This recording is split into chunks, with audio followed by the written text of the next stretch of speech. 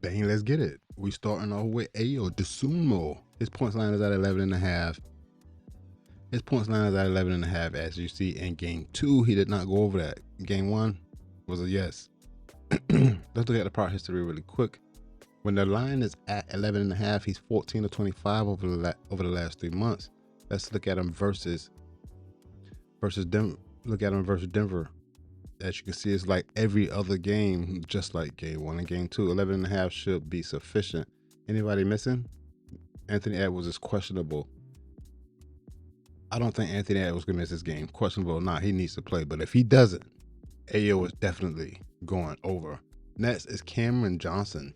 Also, his points line at 11.5. He covered in both of the first 2 games. Barely getting by in game 1, and then also in game 2. Look at the prop history. Points line when it's at 11.5. He's 63% over the last 3 months. 15 to 24. Let's see him versus Minnesota. Obviously covered in the first 2 games, but prior to that, he was not. Let's look at the minutes. He needs to play over 26 minutes. He definitely has to play over 25 minutes. Anybody missing? For Denver, Aaron Gordon is probable. I think he still plays. But obviously, if he doesn't, Cameron Johnson definitely goes over. What about Bruce Brown at 5.5 points? Barely getting by in both of the first 2 games, but scoring 6 points should be easy for Bruce Brown. He's 54% over the last 3 months, 14 to 26. Let's see him versus Minnesota. Versus Minnesota, he's handled that in 5 straight matchups dating back to last season or last year, but he played in March, covered in March, scored 6 points, and then in both games 1 and game 2, that one should be easy for Bruce Brown. Kevin Durant, can the Rockets go down 0-3? His rebounds and assist line is at 10. He did play in game 2, had 6 rebounds, 10 assists. I want the hook here, but it don't look like we're going to get it. But this is rebounds and assists for Kevin Durant. 12 or 25 over the last 3 months. Let's see him versus the Lakers. Look at this. I don't like the 10.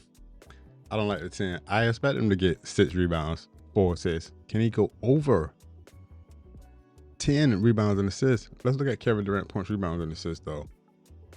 It's at 34.5. I don't see him hitting that one. I probably take the under on the points and rebounds and assists. Versus the Lakers, he just doesn't cover. He should score. I mean, they're down 0-2. Like, what is he going to do? His points line is at 23.5. He is not handling that versus the Lakers.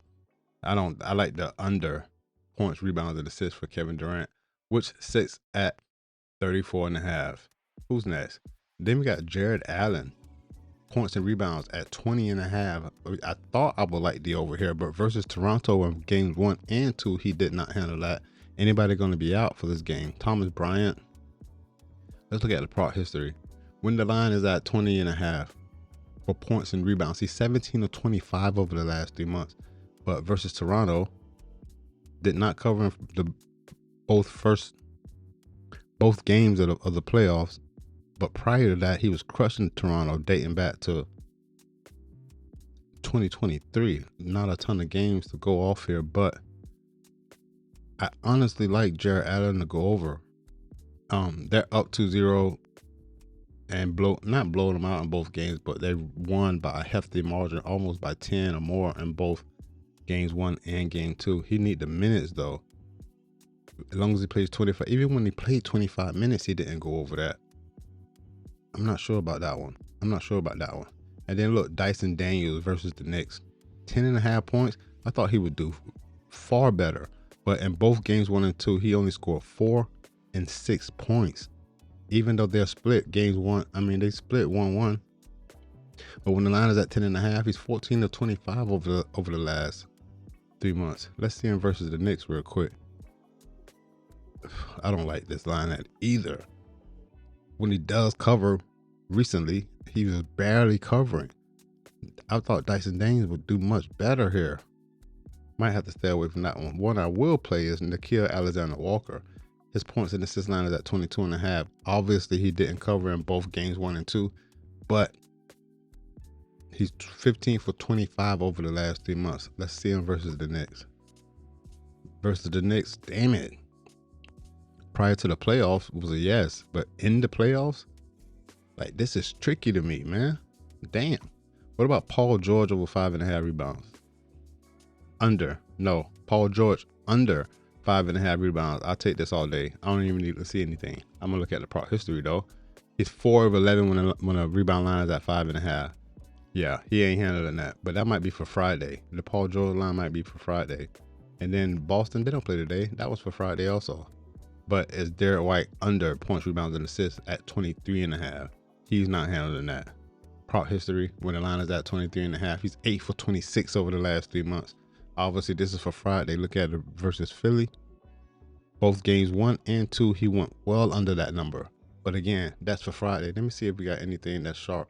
I missed the lines last night. They were there. I was going to play a few sharp plays on underdog, but now we don't have any of these plays that are extremely valuable. And then